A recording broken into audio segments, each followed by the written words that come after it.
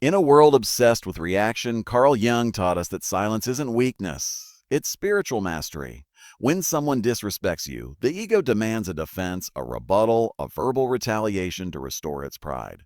But the soul, the part of you Jung called the self, does not seek revenge. It seeks integration, understanding, and ultimately, transcendence. You see, disrespect is a projection. The person who attacks you is, more often than not, at war with themselves. Jung would argue that when you respond with silence, you refuse to become part of their shadow. You resist becoming a mirror for their unresolved pain. This lecture is not about bottling emotion, it's about transforming it. It's about understanding how your quiet can be louder than their insult, how your stillness can reflect their chaos, and how your restraint can awaken your deepest power. Because the moment you stay quiet after disrespect, you are not avoiding confrontation. You are mastering your response, preserving your energy, and choosing growth over ego. And that is where your true authority begins. When Carl Jung explored the nature of the human psyche, he gave the world a profound understanding of how projection influences our relationships. At the core of projection lies a deeply unconscious mechanism.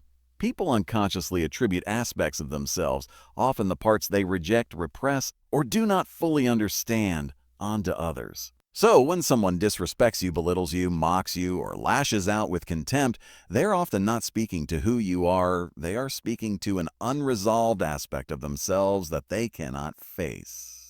The disrespect they hurl at you is, in truth, the internal chaos they are unable to manage, now leaking out onto anyone who represents, even symbolically, a perceived threat, wound, or insecurity. Jung would say this is the shadow speaking. And when you choose to remain silent, you interrupt the unconscious ritual of projection. You stop the energy from transferring. You do not become a carrier of someone else's emotional debris. To remain quiet after being disrespected is not an act of submission. It is a conscious refusal to accept an identity that does not belong to you. You are no longer the container for someone else's disorder. You do not validate their shadow. You do not join the dance of ego versus ego. You step out of the frame entirely. Jung understood that projection is most potent when it goes unrecognized, both by the one projecting and the one receiving. But once you recognize that disrespect is not always personal, that it is often archetypal, behavioral, and even ancestral, you gain freedom from the impulse to react. Reaction is what the projector wants. It confirms their illusion, it validates their story. But silence, when rooted in self-awareness, breaks the spell. It introduces a gap between their narrative and your truth. It prevents their chaos from becoming your confusion. The reason projection is so powerful is because it operates under disguise. It makes you believe you're being seen when in fact you're being mistaken. When someone lashes out, they are not seeing you clearly. They are looking at a version of you shaped by their own history, pain, and complexes. They might see their father in you, or their rival, or their fear of failure. You become the screen on which their psyche plays out unfinished stories. And when you stay quiet, when you do not respond to the insult or disrespect, you refuse to give life to a fantasy. You disrupt a generational pattern that thrives on an emotional contagion. Jung often emphasized that one of the most powerful acts of consciousness is the ability to hold tension without needing to release it immediately. Silence becomes that container. It holds the projection without absorbing it. It observes without absorbing. And in that space, transformation becomes possible, not just for you, but potentially for the other person as well. Your silence can confront more powerfully than your voice. Not because you are afraid to speak, but because you have learned to discern when speech feeds dysfunction. Jung once noted that what remains unconscious is often projected outward as fate. In the same way, many people recreate emotional battles in every relationship they enter, repeating the same patterns with new faces. If you respond with anger to their disrespect, you may confirm a story they've lived their whole life. That people cannot be trusted, that love equals conflict, that strength is violence. But if you do not respond, if you remain still, their psyche is momentarily confused. It cannot find a familiar loop to settle into. Your quiet interrupts the ritual, and that disruption is deeply uncomfortable because it introduces a mirror rather than an opponent. Staying quiet after being disrespected is a powerful act of psychological individuation. It is a sign that you are no longer living reactively. You are choosing what Jung called the path of the self, not the ego, not the persona, not the shadow, but the integrated, awakened, mature being. The self is not easily provoked. It sees beyond the moment. It sees the larger field of human behavior and chooses presence over provocation. When you are quiet after disrespect, you are not repressing your feelings. You are observing them. You are letting the emotional wave crest and fall without letting it crash into someone else's dysfunction. That space you create, the space between stimulus and response, is where consciousness expands. You begin to understand what triggered you and why, but you do not act out of that trigger. Instead, you let the heat settle, and then, if needed, you respond with clarity instead of combustion. There is a mistaken belief in modern culture that silence is weakness, that to be strong is to be loud, to be expressive, to dominate the conversation. Won't. But Jungian psychology sees silence differently. Silence is often the highest form of power because it refuses to participate in the unconscious games of others. It refuses to be pulled into cycles that repeat without resolution. Jung wrote about the wounded healer archetype, the idea that those who have suffered and integrated their suffering can hold space for others without reacting to their wounds. Silence, in this context, is not passivity. It is healing presence. It says, "Oh, I see what's happening, and I choose not to escalate it." This is not suppression. It is spiritual maturity. It is emotional mastery. It is psychological depth when someone disrespects you and you remain quiet. You are not swallowing your truth. You are choosing to keep your energy clean. You are refusing to become the person they expect or want you to be in that moment. If their intention is to trigger, provoke, or dominate, your calmness dismantles their agenda. You are not playing the part they have written for you. You are writing a new script. And in that script, you are not a victim of their projection. You are a sovereign observer of your own response. That kind of self-possession is rare. It is cultivated through deep inner work. It is the fruit of shadow integration, of confronting your own triggers so deeply that another person's chaos no longer compels you to abandon your peace. There is also a profound alchemy that takes place when you meet disrespect with quiet. You begin to see that people's words and behaviors are not about you at all. They are reflections of their own suffering, their own unmet needs, their own inner battles. Jung would urge us not to take it personally, but to see it symbolically. Every insult is a symbol. Every disrespectful act is a projection trying to find a home. But you do not have to be that home. You can see the symbol, acknowledge it internally, and let it pass through without sticking. That is what it means to live as an individuated soul. You are not defined by the chaos around you. You are centered. You are grounded. You do not allow external shadows to reshape your inner light, and yet staying silent does not mean you are passive forever. It means you choose the right time and the right spirit in which to speak, if speech is needed at all. Sometimes silence is the only answer necessary. Sometimes it is the sharpest form of clarity you can give. When you are still, the other person is left with themselves. They are left to face their own discomfort, their own misalignment. And that internal confrontation, though often subtle, can be more transformative than 1,000 arguments. Because when the mirror doesn't move, the reflection becomes inescapable. You are no longer part of their chaos. You are revealing it by not reacting to it. The true strength of staying quiet after disrespect lies in your refusal to let someone else's unconscious behavior hijack your consciousness. Jung's work reminds us that transformation happens not through external control, but through internal awareness. And this awareness, once activated, allows you to hold space for disrespect without internalizing it. You begin to see conflict not as something to avoid or react to, but as a teacher. It reveals what still needs healing in you and what needs revealing in them. But only if you are silent enough to hear the lesson, still enough to feel its depth, and wise enough to carry it with dignity rather than drama. So, in those moments when the temptation to defend, to retaliate, to shout back rises like fire in your chest, remember the greater work happening within you. Remember that silence is not absence, it is presence at a higher frequency. It is your soul refusing to descend to a level that no longer resonates with your becoming. It is the quiet revolution of someone who no longer needs to prove their power because they have become it. And in that sacred stillness, you walk away from the battlefield completely untouched by the words, by the projections, by the wounds of others, because you know who you are and you no longer need sound to defend it. Disrespect is a mirror, not a measure. When someone disrespects you, they are not offering insight into your worth. They are revealing the brokenness, fragmentation, and disconnection within themselves. Carl Jung taught that people project their own darkness onto others, especially those who unknowingly awaken something in them they have not yet faced. This means that every insult, every passive-aggressive comment, every act of dismissal or mockery is less about your identity and more about their unresolved narrative. It is the shadow reaching out for attention, trying to find a place to manifest, and hoping to provoke a reaction so it can survive. When someone disrespects you, especially in moments when you are centered, calm, or in your light, their behavior reflects a kind of inner threat. Your peace confronts their chaos. Your self-control reminds them of their lack. Your integrity unsettles their dishonesty. And so the disrespect they show is a defense mechanism. A mask for insecurity, shame, fear, and unmet longing. Jung would say that what a person sees and judges in others often reveals what they have not yet integrated in themselves. If they call you weak, it may be because they are terrified of their own vulnerability.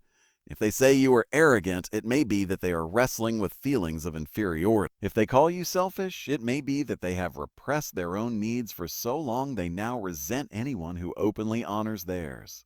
In this way, disrespect becomes a clue not about you, but about them. It exposes where their shadow is trying to speak. And when you understand this, you stop taking their words at face value. You start seeing beneath the surface. You begin to discern between truth and projection. You learn to stay grounded in who you are, even when someone else is trying to drag you into their emotional turbulence. It takes deep psychological maturity to realize that not every comment deserves a response. Not every wound deserves retaliation, and not every slight must be addressed. Silence in the face of disrespect is not weakness. It is wisdom. It is the wisdom of knowing that what someone says about you to you or around you is often filtered through their own unhealed story. It is the ability to stand firm in your inner knowing while someone else scrambles to make you feel smaller, and the more you stay rooted in yourself, the clearer their behavior becomes. You begin to see how many people carry wounds they haven't even named, and how those wounds bleed into conversations, relationships, and conflicts. You start recognizing that their loudness is a cover for emptiness, their cruelty a mask for fear, their sarcasm a veil for longing. And instead of reacting, you choose to observe. You choose to stay quiet, not because you are powerless, but because you understand the power you carry when you refuse to let their shadow reshape your self-concept. One of the most damaging things about disrespect is that it often masquerades as truth. If you're not grounded, you might start to believe what they say. Their words might echo with enough repetition that you begin to internalize them, questioning your identity, doubting your worth, silencing your voice. That's how projection works. It hopes you'll wear the mask it throws at you. But Jungian work teaches you to hold a mirror up instead, to say inwardly, "This is not mine to carry," to recognize that just because something is said with intensity doesn't mean it carries validity. To stay quiet after disrespect is to give yourself space to examine the message before accepting it. It gives you time to ask, is this my truth, or is this their wound speaking? And that pause, is sacred pause, is where self-awareness is born. It is where the inner witness begins to rise and speak louder than your emotional impulse. Disrespect also reveals the difference between power and control. Those who seek to control others often do so through subtle or overt acts of disrespect. They diminish, interrupt, ridicule, or ignore in hopes of destabilizing your sense of self. They do this because they cannot access authentic power from within. They rely on manipulation to feel significant. But when you remain quiet, when you do not flinch, when you do not engage with their games, you reveal your own inner authority. Oh, you are not shaken because you are not searching for validation from them. You are not provoked because you have nothing to prove. Wow. You are not reactive because you are not hungry for their approval or afraid of their rejection. This internal equilibrium is what Jung called individuation, a deep anchoring in the self that no longer depends on others to define or confirm its identity. There is another layer to disrespect that must be understood. It often arises when someone feels they have no control over you. When they can no longer influence your choices, sway your emotions, or manipulate your perception, they resort to disrespect as a last attempt to assert dominance. This is especially true in relationships where emotional enmeshment once existed. The moment you step into your sovereignty, the moment you begin to establish boundaries, the moment you stop dancing around someone else's insecurities, they may respond with disrespect, not because you are wrong, but because you are free, and freedom is threatening to those who remain bound. Your silence in these moments is a declaration of independence. It communicates that you will no longer shrink to accommodate their dysfunction. It says, I see you, but I will not lower myself to engage with the version of you that wants to hurt others just to feel seen. Staying quiet after disrespect is not about pretending it didn't happen. It's not about suppressing your feelings or spiritual bypassing. It's about choosing your response carefully. It's about making sure your reaction doesn't come from the same frequency as the offense. It's about holding yourself in a space of dignity, self-respect, and emotional clarity. When someone disrespects you and you respond with rage, insult, or retaliation, you've allowed their energy to shape yours. But when you respond with quiet, not passive silence, but conscious stillness, you retain your energy. You keep your peace intact. You remain connected to your own truth. And from that space, you are free to choose how and when to engage, if at all. Jung spoke often of the complex, a psychological construct made of repressed emotional experiences. People with unexamined complexes often act them out in their relationships. Disrespect is one such behavior. A person with a father complex may lash out at male authority figures. Someone with an abandonment wound may criticize anyone who creates space. When you recognize this, you begin to see that disrespect is often not new. It is historical. You are simply the current canvas on which their pain is being expressed. That awareness gives you freedom. It allows you to stop personalizing what was never yours to carry. It empowers you to remain still, centered, and discerning, even in the face of accusation or attack. As you grow in emotional intelligence and psychological depth, you will notice that your silence begins to take on its own energy. People feel it. They sense that you are not the same, that you are not moved by the same things, that you do not need to defend yourself to know your value. Your quiet presence becomes a mirror in itself, reflecting back to others their own behavior, their own motives, their own unresolved pain. And sometimes that mirror will provoke more attacks, but sometimes it will awaken something else. Reflection, awareness, even repentance. But that outcome is not your responsibility. Your task is to remain true to yourself, to act from clarity, not chaos, for chaos. To speak when led and to stay silent when silence speaks loudest. Disrespect cannot survive in the atmosphere of someone who knows who they are. It cannot manipulate, distort, or derail someone who has faced their own shadow and come out whole.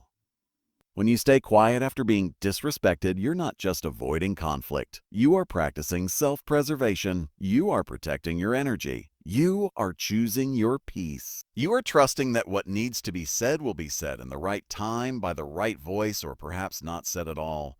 Because sometimes your presence is the only sermon that needs to be preached. And in that sacred stillness, your dignity becomes your defense, your peace becomes your protest, and your silence becomes a statement more profound than any words you could have spoken in return. When someone disrespects you, the initial urge is to respond, to defend yourself, to correct the narrative, to restore a sense of dignity through immediate verbal retaliation. But Carl Jung's insights into the ego and the self offer a higher path. The ego is reactive, easily triggered, constantly seeking to protect itself from perceived threats. It thrives on validation, craves attention, and fears humiliation. The self, however, is rooted in inner knowing. It does not need external proof to confirm its worth. It observes the chaos of the ego without becoming entangled in it. Jung taught that the journey of individuation is the movement away from ego-centered consciousness into a deeper union with the self, the divine core of one's being. When you choose not to react to disrespect, you are not being passive, You are refusing to let the ego lead. You are allowing the self to govern your response. And that choice is a sign of spiritual maturity. Reacting to disrespect with immediate words may give temporary relief, but it often pulls you into a cycle of ego versus ego. Each person becomes defensive, each one trying to be right, each one projecting their pain onto the other. No healing happens in that space. There is only reactivity, and reactivity breeds more fragmentation. But when you pause, when you stay quiet, you interrupt that cycle. You say to the moment, I will not play this game. You let the energy pass over you instead of through you. This pause is not avoidance. It is a sacred boundary. It gives your nervous system time to settle. It gives your mind time to interpret. It gives your spirit time to discern. Most importantly, it allows you to choose whether your next move will be driven by the ego's need to win or the self's call to grow. The power of restraint is undervalued in today's world. Social media encourages instant reactions, snap judgments, and loud opinions. Silence is often mistaken for weakness, and not reacting is seen as being passive. But Jung understood that true strength is often invisible. It is the ability to hold tension without exploding. It is the discipline to observe your emotional reactions without letting them dictate your behavior. This kind of strength is not natural. It is cultivated. It comes from years of self-reflection, of shadow work, of learning to sit with uncomfortable emotions without needing to discharge them. When someone disrespects you and you stay quiet, it may appear to others that you're letting it slide. But what you're really doing is letting your higher self take the lead. You are stepping out of the battlefield and standing on higher ground. The ego is always looking for evidence to justify itself. It takes every insult personally. It keeps score. It thrives on comparison. It gets offended easily because it is fragile, insecure, and uncertain. The self, in contrast, is unshakable. It does not need to convince anyone of its worth. It is not interested in being right. It is interested in being whole. When someone disrespects you and your ego rises up, you can feel it. It's the heat in your chest, the tightening in your throat, the racing thoughts trying to come up with a perfect response. But if you can notice that reaction and not act on it, you begin to disempower the ego. You begin to reclaim your inner authority. You realize that just because you feel the urge to respond doesn't mean you have to. You learn to trust that stillness can be more powerful than speech. Jung spoke often about the integration of opposites, the union of conscious and unconscious, light and shadow, masculine and feminine, instinct and reason. When you stay quiet after disrespect, you are practicing this integration. You are holding your inner fire without letting it consume the moment. You are allowing both your anger and your wisdom to coexist. You are honoring the part of you that wants justice while also listening to the part of you that wants peace. This inner holding is what Jung called the tension of opposites, and it is the birthplace of transformation. It is where new levels of consciousness are born. It is where the false self dies and the true self emerges. To stay quiet does not mean you deny your feelings. It means you choose not to be ruled by them.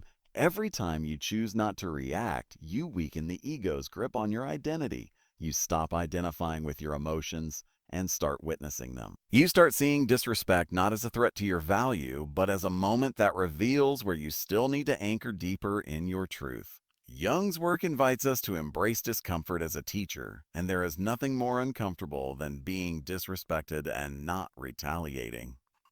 But in that discomfort, a door opens. A new level of self-awareness emerges. You begin to see the patterns, how you've been conditioned to respond, where your triggers live, how old wounds resurface when someone challenges your dignity. And instead of reacting, you start healing. You start releasing. You start evolving. You no longer give your power away to every person who throws shade. You no longer feel the need to explain yourself to people who have already made up their minds. The ego needs closure. It wants the last word. It wants to be understood, validated, vindicated. The self needs none of that. The self is content with being true, not being loud. When you stay quiet, especially in moments of intense disrespect, you are saying to the universe, my worth does not depend on this person's perception of me. That is freedom. That is mastery. That is emotional liberation. You are no longer performing for approval. You are no longer arguing for recognition. You are no longer dancing around other people's insecurities to prove your strength. You are simply rooted in your being. And that rootedness is your shield. Many people confuse reaction with strength. They think the louder person wins, but in the deeper psychological landscape, it is the person who remains conscious in moments of conflict that grows, and growth is the ultimate power. Jungian psychology is not about pretending that pain doesn't exist. It is about understanding the source of pain and transmuting it.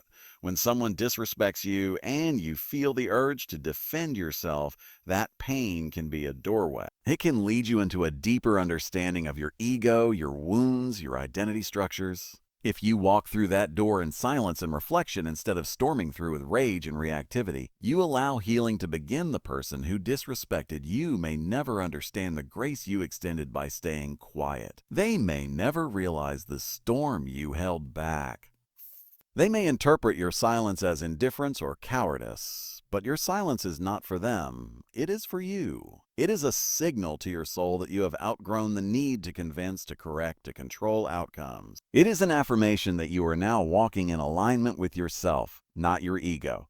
And as you keep walking this path, you will find that fewer and fewer things can disturb your peace. You will begin to recognize disrespect as a signpost, not a trigger, as something that says more about the speaker than the receiver. And you will be able to navigate such moments not with suppression, but with sovereignty. To respond to disrespect with quietness is to return to your center, to hold your ground in a way that is both firm and fluid.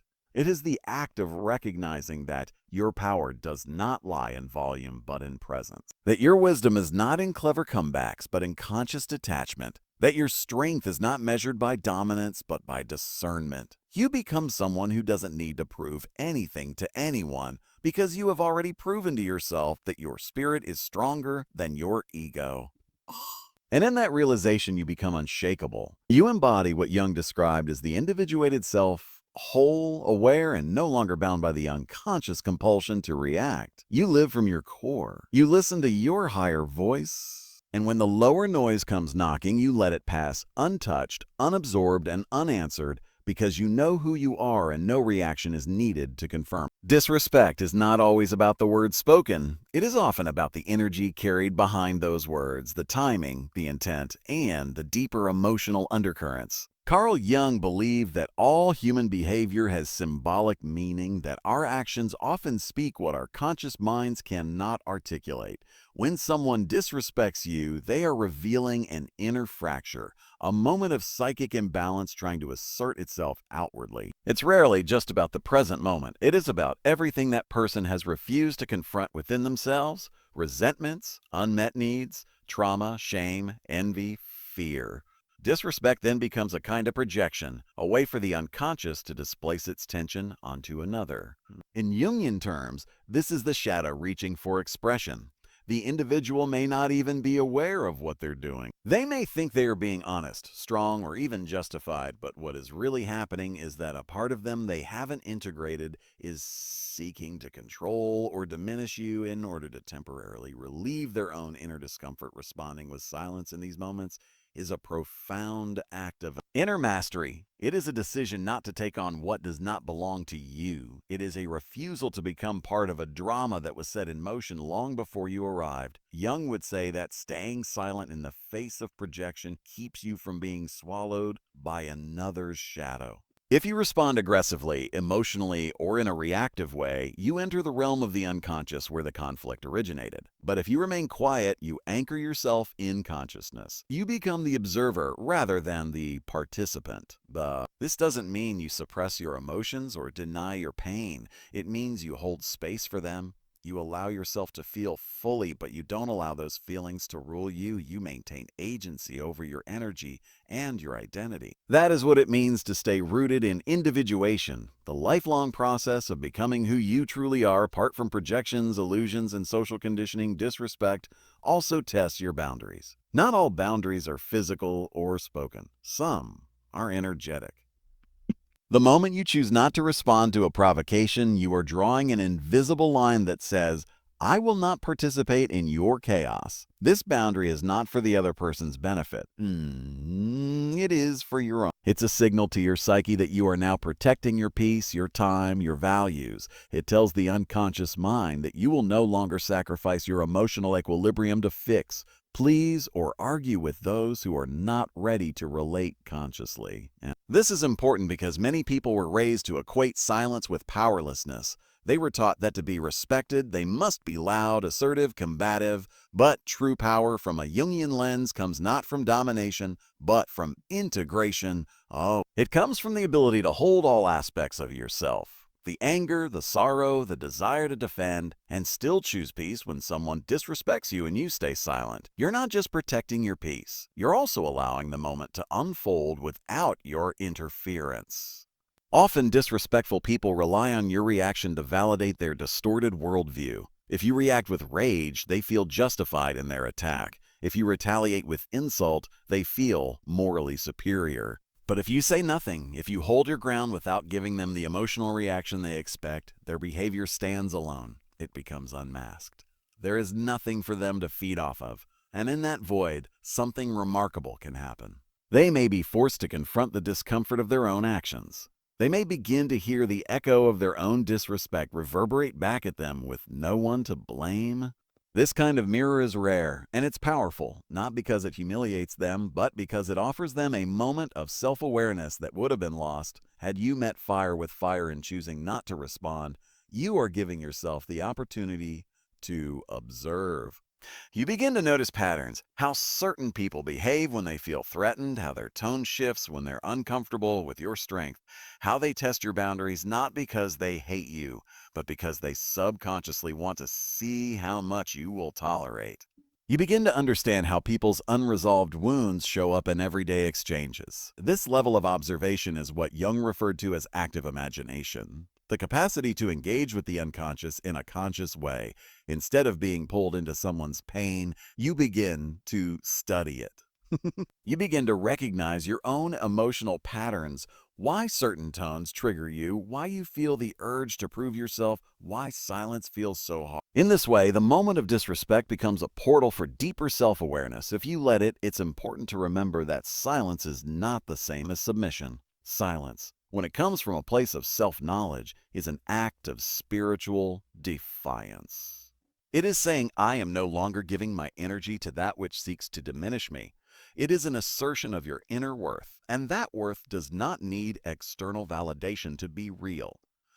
Jung believed that once we begin the process of individuation, we must leave behind the need for approval. We must confront the fact that not everyone will understand us, respect us, or treat us fairly. But we don't have to abandon our principles just to defend ourselves against misunderstanding. We can choose to live from the center of our being, and that often means walking away without a word, knowing that nothing needs to be said to prove our value. Disrespect is often designed to draw you out of character. It seeks to destabilize your energy so that you will act in a way that confirms the attacker's assumptions about you. But when you stay centered, when you stay silent, you hold on to your true character. You do not let someone else's chaos dictate who you are. That is self-possession. That is what Jung would call being in touch with the self, the eternal unified center of consciousness that is not easily moved by external disturbances. The self does not react for attention. It responds with intention. And sometimes that response is no response at all. It is choosing to walk away, forget to breathe, to process in private, to journal instead of argue, to pray instead of rant, to channel the emotion into something creative, transformative, or sacred. You also begin to realize that staying silent does not mean you are complicit in mistreatment. Rather, it means you are choosing when and how to speak. You are taking time to reflect before reacting. You are giving yourself the power of pause. In that pause, healing can happen. In that pause, truth can surface. In that pause, you may hear the still, small voice of wisdom guiding you toward a response that is more aligned with who you are becoming rather than who you've been conditioned to be. Jung called this process amplification, the deepening of meaning through reflection, symbolism, and archetypal understanding. Disrespect is not just a moment. It is a signal, a symbol, a lesson waiting to be interpreted. Staying quiet allows you to respond from your higher self, not your wounded self. It gives your inner child space to feel, your inner sage space to guide, and your inner warrior space to protect. And in that multidimensional silence, you reclaim what disrespect tried to steal, your dignity, your sovereignty, your center. You show yourself that you can be hurt without being destroyed, challenged without being reactive, misunderstood without becoming defensive. This is emotional maturity. This is the fruit of inner work. This is the place from which true transformation begins. Because once you learn how to stay calm in the storm, you are no longer controlled by it. You become the calm, and that calm becomes your power. There is a subtle yet profound difference between silence that suppresses and silence that transmutes. Carl Jung spoke often of the concept of sublimation, the process by which raw, intense, often dark emotional energy is channeled into something higher, something meaningful, something transformative. When you stay quiet after being disrespected, and that silence comes not from fear but from intention, you are engaging in one of the deepest acts of psychological and spiritual transmutation. It may seem passive from the outside, but within you, something sacred is unfolding. You are not ignoring the offense. You are consciously choosing not to feed it. You are taking the sting of disrespect and placing it in the alchemical fire of the soul. In that fire, the desire to lash out begins to melt, the craving for revenge begins to evaporate, and what remains is clarity, purpose, strength. Jung would say that in this process, you are elevating your consciousness by integrating your instinct rather than acting it out. To sublimate a disrespectful moment means to absorb the emotion, metabolize it, and convert it into awareness. This awareness does not deny the pain, it acknowledges it fully, but it refuses to recycle that pain back into the world through retaliation or drama. It holds the wound long enough to learn from it. It says, I see what this moment is trying to teach me. Maybe it's teaching you the limits of another person's emotional capacity. Maybe it's revealing where you still seek validation. Maybe it's showing you the kind of power you carry that makes others uncomfortable. In all cases, your silence becomes a tuning fork for wisdom. You begin to hear the deeper truth beneath the noise. And in that hearing, you rise above the frequency of the offense without denying its impact. This is not easy work. To transmute disrespect into inner power requires enormous self-awareness and emotional endurance. It requires the maturity to sit with your discomfort without discharging it onto others. It requires the humility to admit when your pride has been bruised and the courage to feel that bruising without letting it harden into bitterness. Jung would remind us that the shadow, when unacknowledged, runs our lives from the background. But when we confront it, when we hold our anger, our humiliation, our need to defend, and choose instead to move through it with grace, we are no longer its prisoner. We become its master. Every time you choose to stay quiet after someone has tried to hurt you, and you allow that pain to become a mirror rather than a weapon, you grow in inner authority. True transmutation also involves compassion. Not just for yourself, but, surprisingly, for the one who disrespected you. This does not mean excusing their behavior or denying your own boundaries. It means recognizing that people often act out of pain, confusion, fear, or unconscious programming. Their act of disrespect may be all they know. It may be the only language their wounds have taught them to speak. Jung would say that compassion is born when we see others not merely as individuals but as expressions of the collective unconscious, carriers of archetypes, fragments of forgotten wholeness, messengers of hidden truths. Your quietness in the face of disrespect may, in time, awaken something in them. It may stir a moment of reflection, it may challenge their assumptions, or it may do nothing at all on the surface, but it will have changed you, and that change is what matters most. Disrespect is often designed to provoke a reaction. It is an invitation to descend to a level where conflict is currency and the loudest voice wins. When you do not accept that invitation, you reclaim your agency. You say with your silence, I will not trade my peace for this performance. You stay seated in your own energy. You become the stillness that exposes the storm. In this way, your silence becomes not just an act of restraint, but a radiant boundary. It speaks volumes without a single word. It says, I know who I am, and in knowing who you are, you no longer need to prove it through argument or defense. That kind of inner clarity is magnetic. It draws in respect not through demand but through vibration. Jung believed that healing does not come from fixing what is broken, but from bringing what is unconscious into the light. When you choose to stay quiet after disrespect, you give yourself time to see what part of you was triggered and why. You can ask, Was this about my ego or something deeper? Did this awaken an old wound, a forgotten memory, a story I've been telling myself? You are no longer simply reacting. You are inquiring. And that inquiry is the beginning of transformation. You become both the observer and the observed. You begin to see the architecture of your emotional life. You start noticing where energy gets stuck, where your worth is still tied to others' opinions, where your voice still depends on external permission. And through that noticing, space opens up. In that space, new choices become possible. Your silence then is not a void. It is a container, a crucible, a sacred vessel in which old patterns dissolve and new paradigms are born.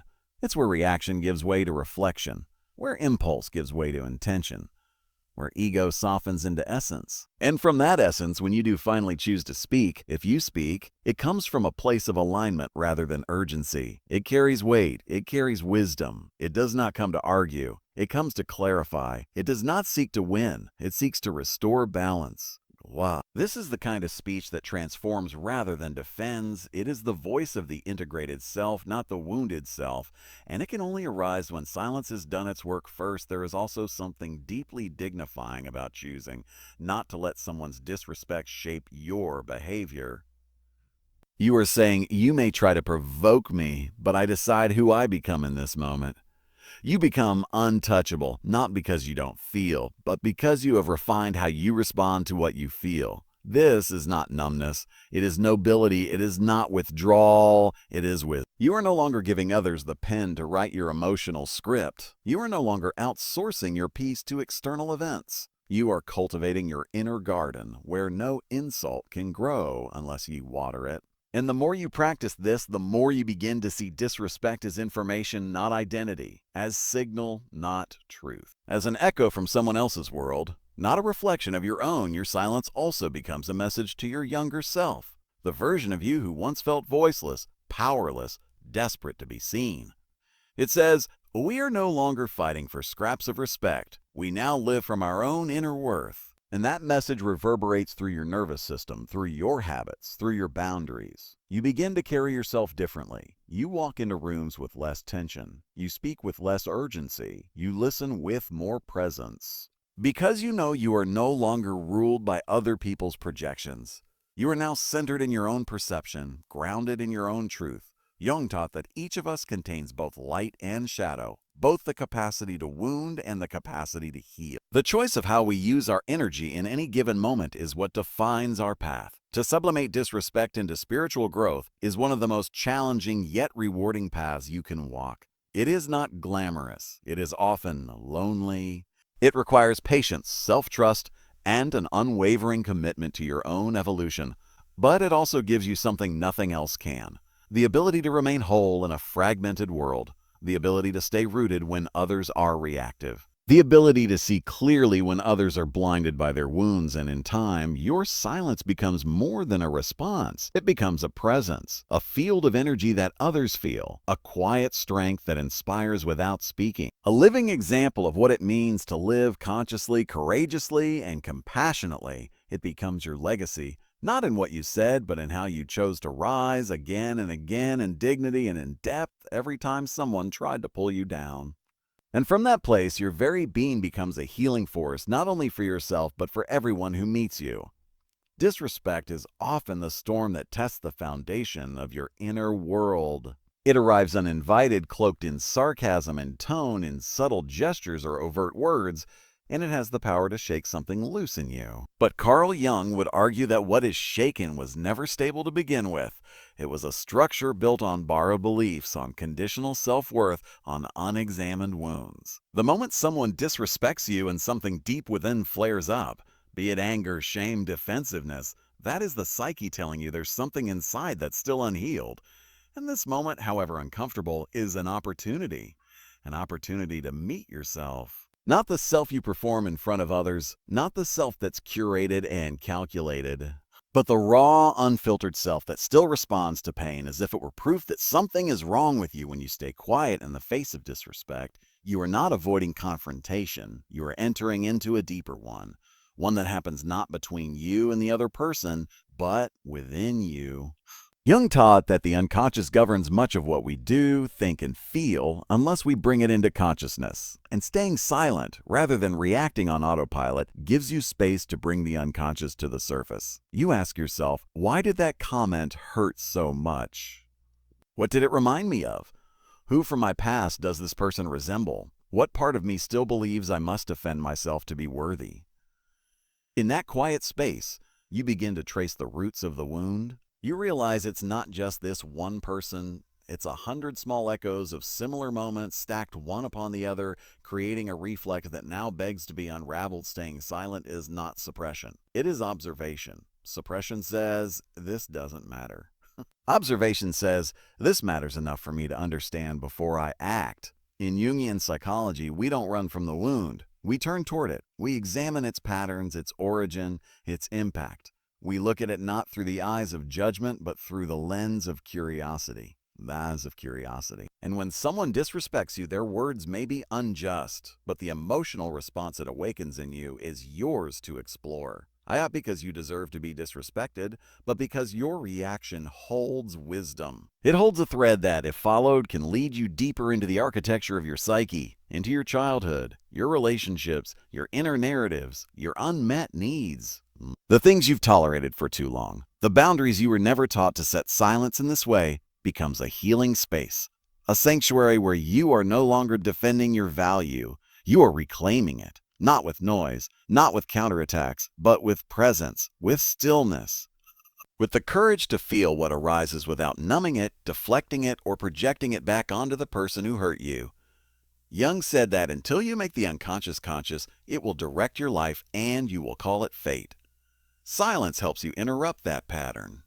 It allows you to see that your worth is not determined by who respects you or not. It is intrinsic. It's in your breath, your being, your essence. And no act of disrespect, no matter how loud, has the authority to rewrite that truth unless you hand over the pen. Another powerful element of staying quiet after disrespect is the revelation of power dynamics. People often use disrespect as a tool to assert control. They may feel intimidated by your calm, your boundaries, your growth, and try to destabilize you with a sharp word or a subtle jab. Jung would call this a projection of their own powerlessness. They see in you something they've abandoned in themselves: courage, clarity, authenticity, and rather than own that lack, they try to reduce you to a version of them they can manage. Your silence then becomes a refusal to be shaped by their discomfort. You do not argue. You do not explain. You do not shrink. You remain. And in that remaining, you hold up a mirror to their behavior without saying a word. You become the thing they can't control. And that, to someone who thrives on dominance, is both infuriating and illuminating over time. Your silence begins to cultivate discernment. Not every conflict is worth your time. Not every insult is worthy of your energy. Not every person who disrespects you is someone you must confront. Jung believed in the principle of psychic economy, conserving energy for what truly matters. When you respond to every slight, every provocation, every disrespect, you are scattering your energy. You're constantly pulled into battles that exhaust your spirit and distract your mind. But when you stay quiet, when you pause and ask, is this worth my peace? You begin to realize that most disrespect has nothing to do with you. It is residue from someone else's story, a flare-up from someone else's pain. And you begin to develop the strength to walk away, not from cowardice, but from clarity. This clarity brings a strange kind of peace, the peace of knowing that you are no longer reactive, that you are no longer enslaved to other people's opinions, that you don't need to win an argument to know your worth. You may still feel the sting, the hurt, the frustration, but you know that emotions are not commands. They are data. They are messengers. They inform you, but they don't have to lead you. This emotional maturity is the fruit of inner work, of choosing silence not as avoidance, but as alignment. Alignment with your values, alignment with your growth, alignment with your purpose. And the more you align, the more you attract situations and people who honor that energy. Jung emphasized the idea of synchronicity, meaningful coincidences that reflect the state of your inner world. When you shift from reacting to reflecting, from defending to discerning, you begin to notice changes around you. Certain people may drift away, unable to feed on the energy you no longer offer. Other relationships may deepen, drawn to the calm strength you now embody. Opportunities may arise that match your newfound self-worth, and yes, there may still be moments of disrespect, but you now face them differently. Not with fear, not with defensiveness, but with a quiet confidence that says, this is not mine to carry." Staying quiet after disrespect also teaches you how to reclaim time. Time that would have been spent rehearsing what you should have said. Time that would have been wasted in circular arguments. Time that would have been stolen by emotional reactivity. Now that time is yours again. You use it to heal, to create, to rest, to reflect, to strengthen the parts of you that once needed constant reassurance. This is how silence becomes abundance, how stillness becomes strategy. How what once felt like withholding now feels like wisdom as you continue to choose silence from this grounded space. You will begin to redefine what power means. It's not volume, it's not domination. It's not always being the one to speak first or speak last. True power is the ability to remain rooted in your truth even when the ground around you is shaking. It's the ability to carry your dignity like armor, not to shield you from the world, but to remind you who you are in the face of it. It's the ability to walk away from situations where your presence is no longer honored, not because you're afraid of confrontation, but because you've confronted yourself enough to know what you deserve. Jung's work reminds us that the journey toward wholeness is not a straight path.